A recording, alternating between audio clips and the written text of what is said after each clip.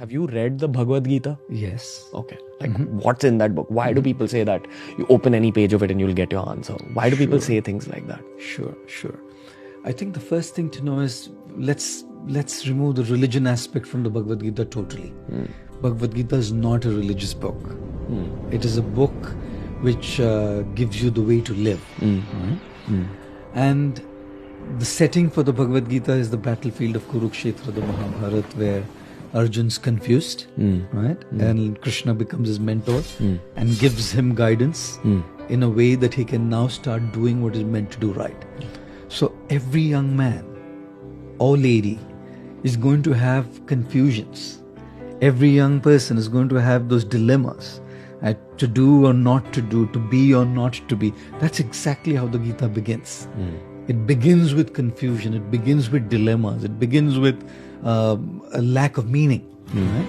And then Krishna kind of guides Arjun through and empowers Arjun to make his own choices. Krishna only acts as a facilitator, right? And empowers Arjuna to understand that he is way too more powerful than the people he's going to face in the battle. Every young man and lady needs to understand that they are way more powerful than what they are going through at the moment. Their confusions are smaller than them. Their challenges are smaller than them. Their problems are smaller than them. Their heartbreaks, as painful as they are, but are still smaller than them, and they have the capacity to overcome those pains that they're going through. So I think that's precisely where books like the Gita help a lot, because they build in you that sense of confidence And strength. fortitude, that I have the power as a spiritual being to overcome everything that's going on in my life, and I have the power to be able to make the difference and that impact, because I am a spiritual being. Can you reference like 3 big lessons from the Bhagavad Gita that stayed with you specifically? Yes. One of the lessons that stayed with me from the Gita is a particular text from the 2nd chapter of the Gita, which talks about the summer and the winter season, right? And this particular text says that the summer and the winter season keeps coming and going every year. Seasons change.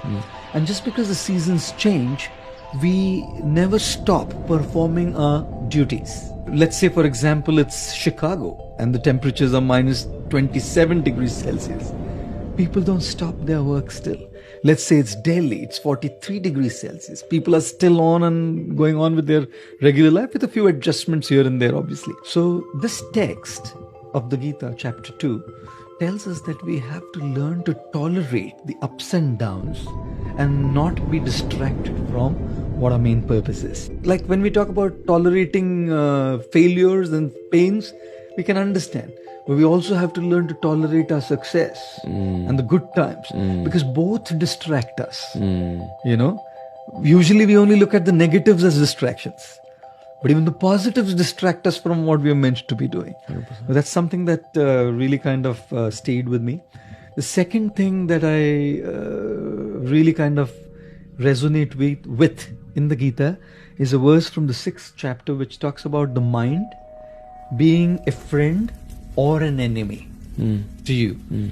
It depends on how you deal with the mind. Okay. Right?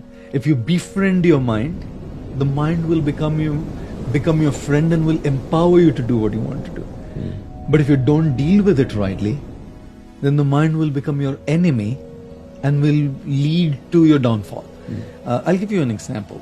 You want to get up early in the morning to go for a jog or for a workout because you know you want to be fit.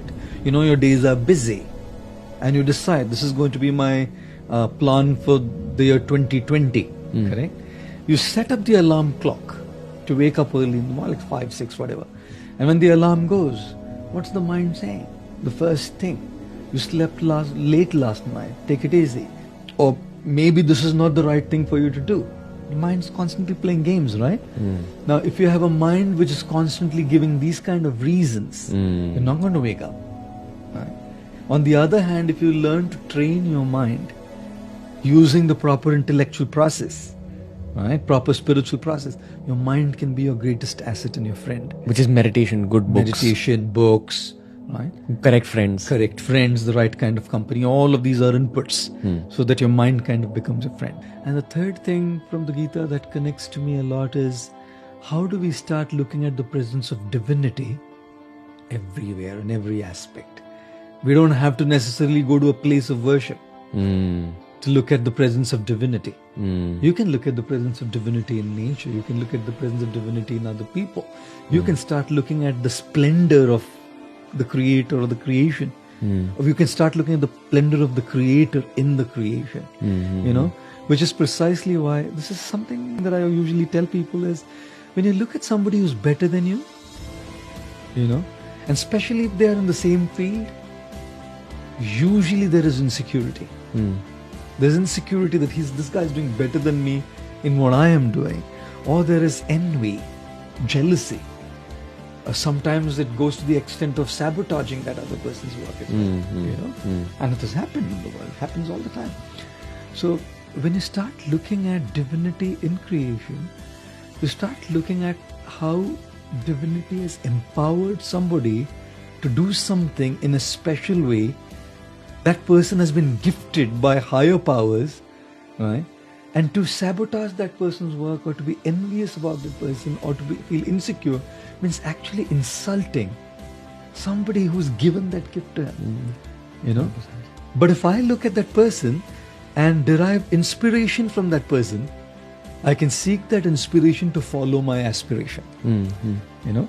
So that aspect of the Gita also kind of really resonates with me, that you start looking at divinity everywhere and in every place around you, including people who are doing better, because it's not them. You can see straight away.